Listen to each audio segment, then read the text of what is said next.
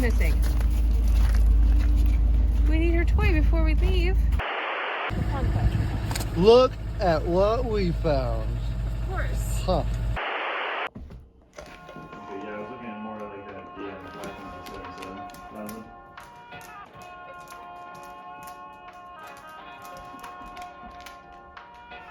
Okay, sounds good. I'll be over a little bit later today to take a look at it.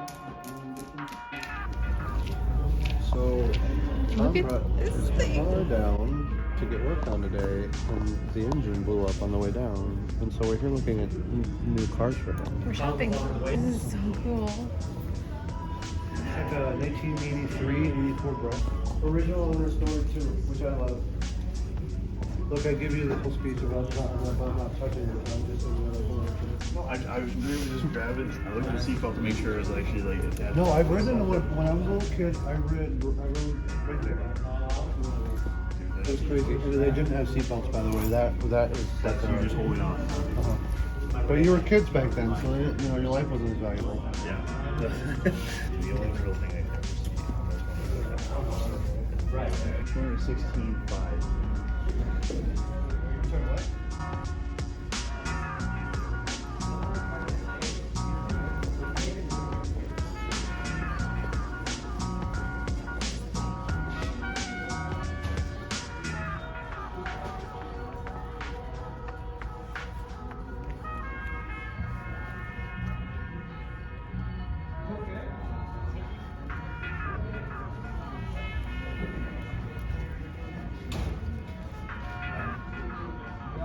Going for a test drive. How unexpected. How unexpected. I do not know this is what we're doing today.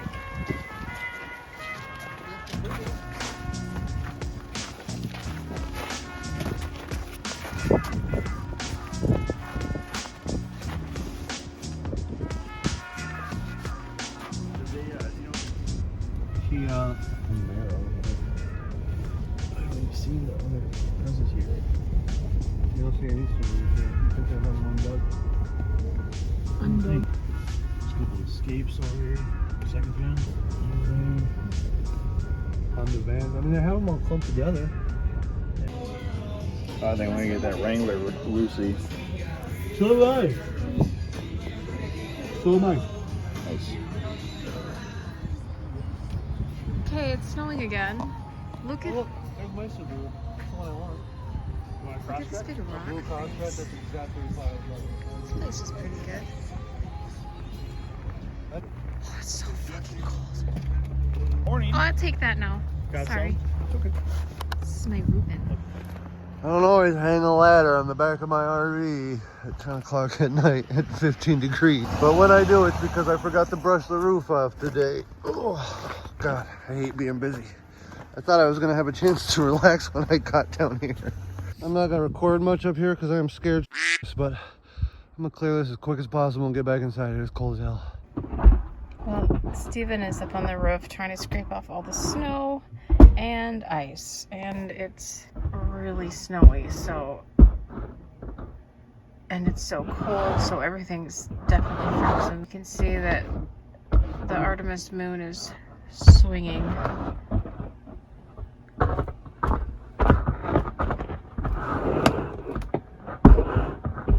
Oh man, the way it's like creaking and cracking makes me so nervous. Face your fears. No matter how much they terrify you. If you live in a cold climate and you live in an RV and it snows, you can't just let it build up on here. This sucks a lot. I'm terrified where I'm standing. I don't like being up here, but it needed to get done. So I shut my mind up. I grabbed a broom and a ladder and I got up here. Now I'm promptly gonna get down as quickly as possible. I already tossed the broom overboard. Wind's picking up, I'm getting off, bye. To reward myself for my heroin deed on the roof, I came and borrowed my brother's shower. And after a year of showering in an RV, I'm here to tell you, that was the most religious shower of my entire life. I was just trying to get some jewelry making done in the back of the bus, as we call it sometimes.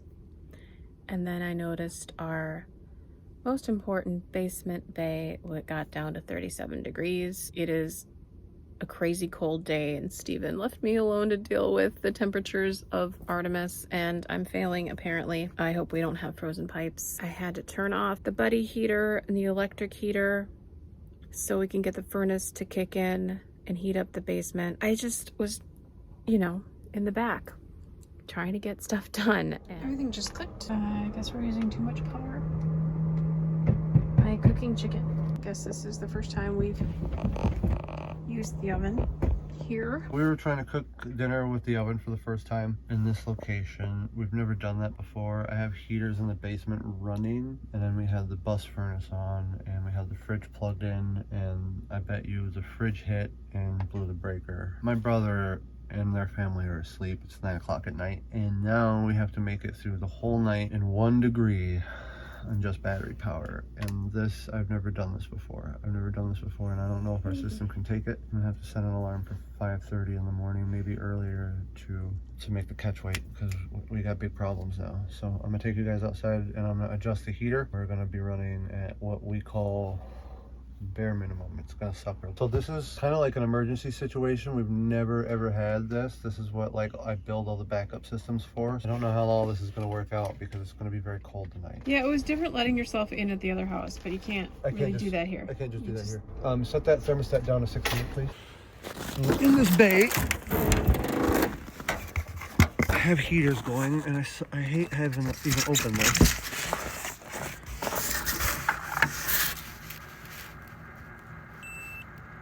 It's 31 degrees in here. Hey, want to help us out? Subscribe to our channel. It's totally free and it would really bring us joy. Then click the bell notification so you know when we have a new video up. Thanks. I just adjusted the temperature. That heater's running right now. That light is running. The mousetrap has not gone off. I'm gonna have to turn this heater off probably right now. I'll come back later in the night if it gets too cold down here. But right now I have to turn the heater off. So the one thermostat is 56, but the one that controls the little space heater down there says it's 31 degrees next to the door. So it's below freezing next to that door, but I still had to shut that off because right now the amperage we're pulling, we wouldn't get through the night. Last time we pulled 180 amp hours and the battery was just about dead. So 180 amp hours at 40 amps is like 4.5 hours and we'd have dead batteries. The amps are pulling. We're gonna have to cook dinner with the stove, and we can use the microwave briefly, but very briefly. I had no idea this was gonna happen. I didn't know. If I'd have known this, I would have switched the fridge over. Still at 24 amps, at 97% battery, but. Okay, this stove light apparently pulls everything. So 20 amps. Shut that off. And it just dropped an amp. So we're at 18 amp. And we have, so we've used 22 amp hours and we have 180. So we have 158 amp hours left. Yeah. This chicken looks like it's almost pretty much done. How long has it been in there? You had a timer going. It was like 11, 12 minutes left.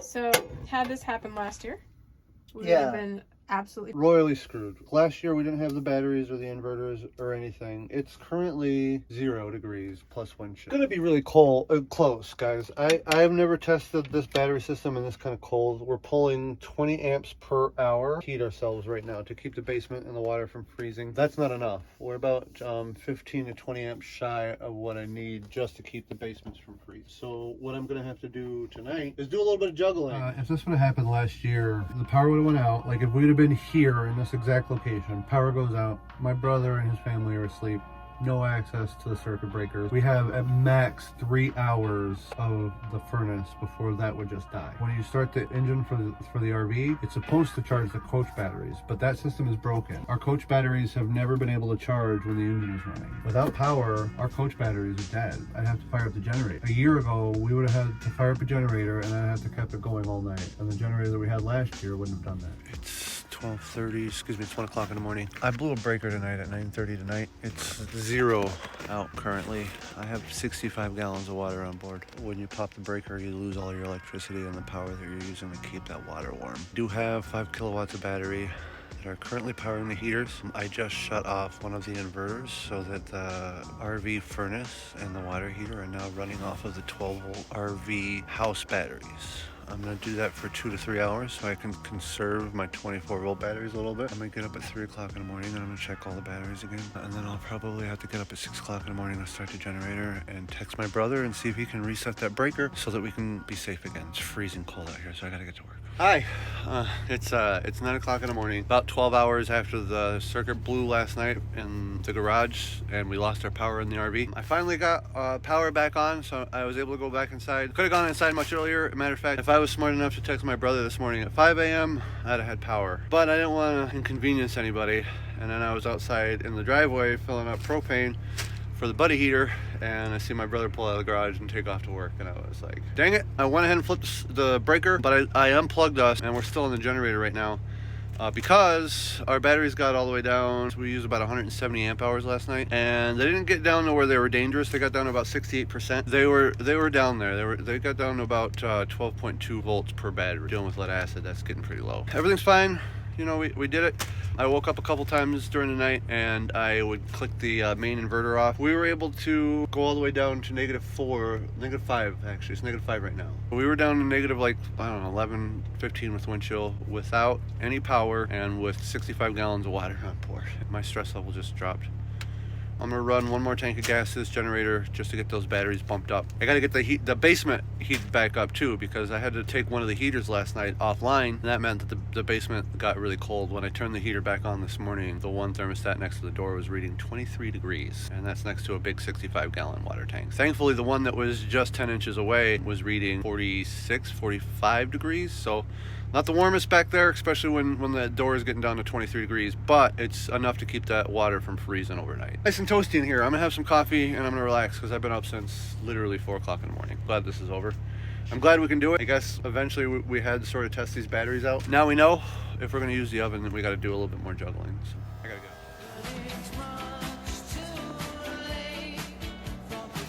Filling up the gas tank and, you know, 2-degree weather. Wait for it to get up to 12 so I can heat this bay up enough that I don't need this generator anymore. Shut the fuel pump off. I should be able to fire this right back up.